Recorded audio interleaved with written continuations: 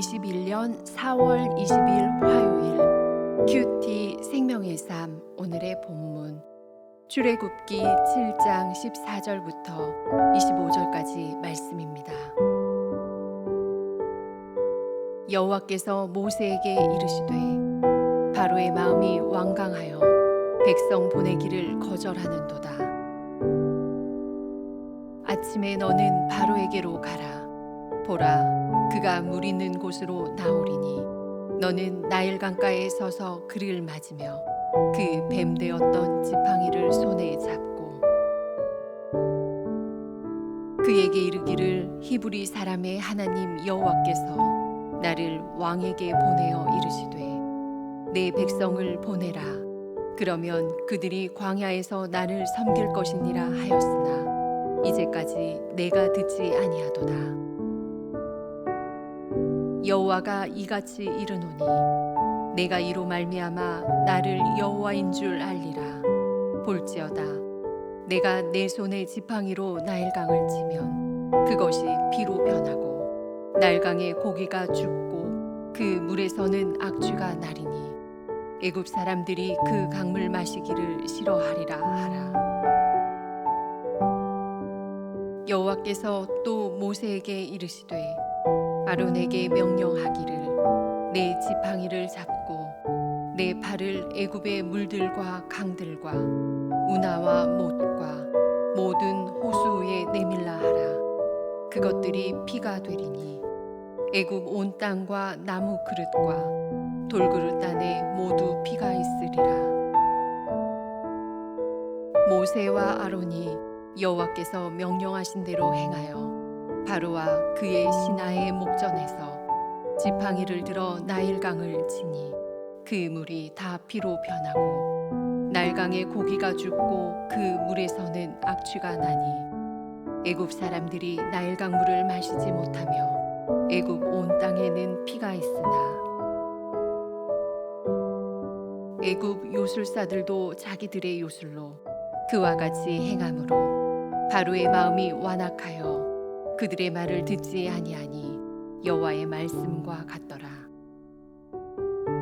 바로가 돌이켜 궁으로 들어가고 그 일에 관심을 가지지도 아니하였고 애굽 사람들은 나일강 물을 마실 수 없으므로 나일강가를 두루 파서 마실 물을 구하였더라.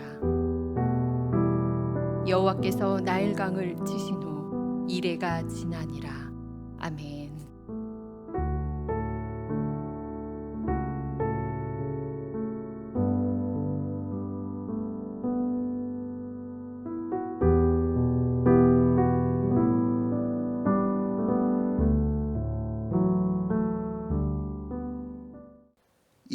이집트 사람들에게 나일강은 생명의 젖줄입니다.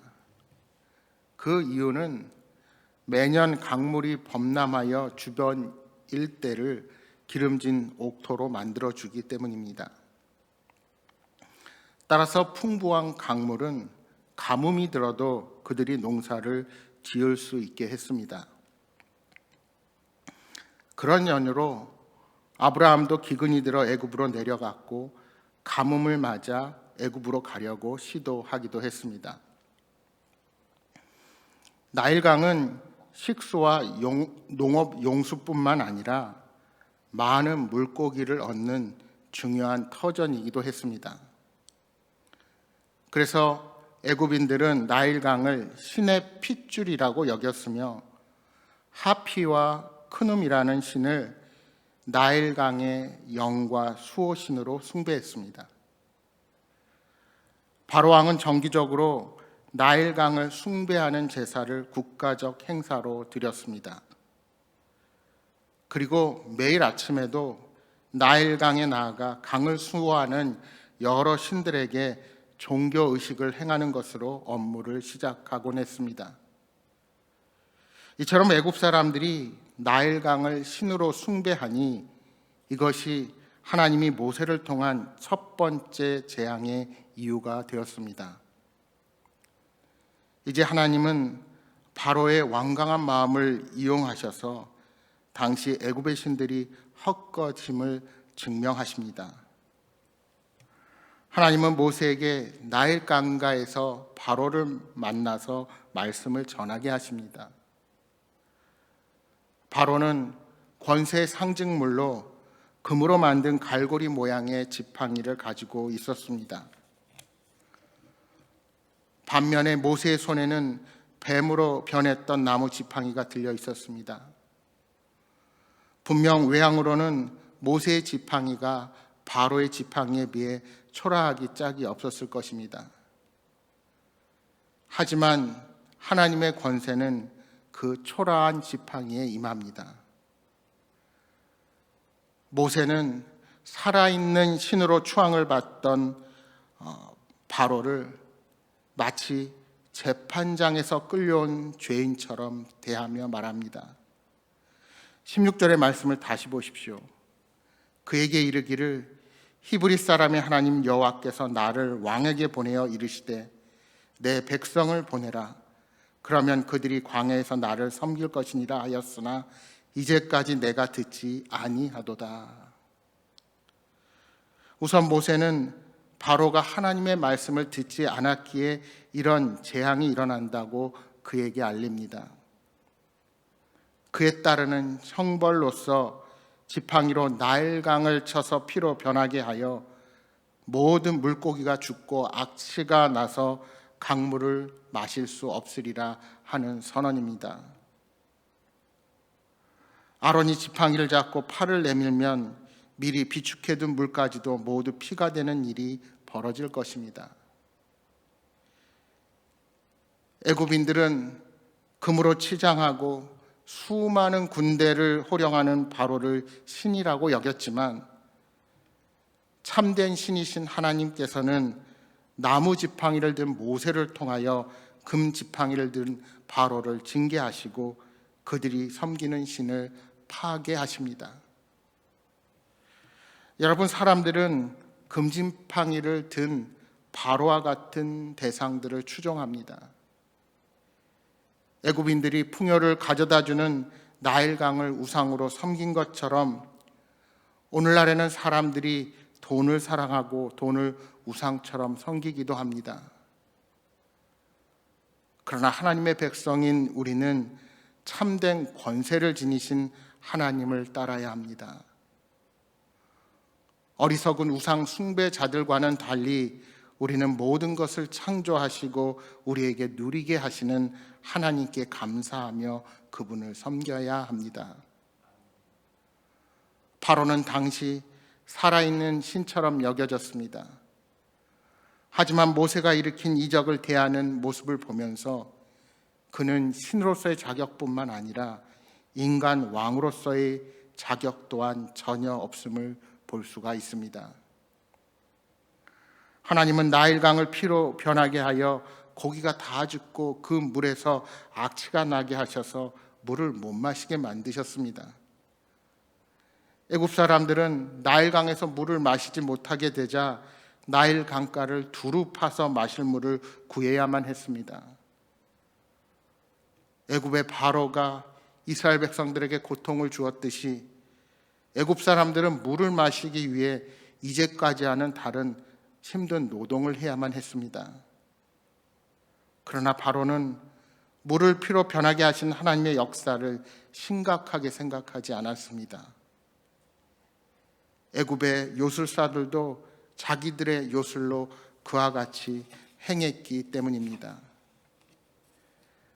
요술사가 과연 나일강 전체를 피로 변하게 할 정도의 능력을 갖추었는지 알 수 없습니다. 다만 바로는 요술사들의 술법을 보고는 모세의 말을 듣지 않고 궁으로 돌아가 그 일에 관심조차 갖지 않았습니다. 중요한 것은 이로 인해 애굽에 큰 경제적 피해가 발생했는데도 불구하고 바로가 이 문제에 관심조차 갖지 않았다는 것입니다. 백성들은 물을 찾지 못하여 나일 강가를 두루 파고 수고하는데 정작 왕이라는 자는 백성이 물고기를 잡지 못하고 마실 물을 얻지 못하게 된 형편을 돌아보지 않는 것입니다. 하나님께서는 이 재앙을 창조를 상징하는 7일 동안 진행하십니다. 이로써 나일강을 창조하신 이는 여호와 하나님이시며 애굽인들이 숭배하는 우상들이나 바로는 오히려 생명을 위협하고 있음을 드러내셨습니다. 여러분, 우리는 우리의 삶을 창조하시고 돌보시는 이는 살아계신 하나님이시라는 사실을 기억해야 합니다. 하나님께서는 나일강의 주인이 하나님이심을 애굽 사람들로 알게 하십니다. 즉 그들이 누리는 풍요로운 복의 근본은 하나님의 은혜라는 사실을 밝히신 것입니다. 많은 사람들이 창조주 하나님을 알지 못해서 하나님께서 만드신 피조물들을 우상으로 섬깁니다. 바울은 골로새서 3장 5절 말씀을 통해서 눈에 보이는 것들에 대해 탐하는 욕심이 우상 숭배라고 말합니다. 마태복음 6장 24절에 우리 주님께서 말씀하십니다. 한 사람이 두 주인을 섬기지 못할 것이니 혹 이를 미워하고 저를 사랑하거나 혹 이를 중히 여기고 저를 경히 여김이라. 너희가 하나님과 재물을 겸하여 섬기지 못하느니라. 그렇습니다. 사람은 재물과 하나님을 동시에 섬길 수 없습니다.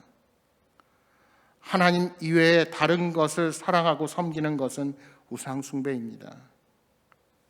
많은 사람들이 세상의 지식과 학문이 만들어 놓은 법과 제도, 경제 체제를 추종하고 특정 지도자를 추종합니다. 마치 그러한 체제와 지도자가 하나님의 뜻을 이루어 줄 것처럼 기대합니다. 그러나 이 또한 바로를 섬긴 애굽인들과 다름이 없는 모습입니다.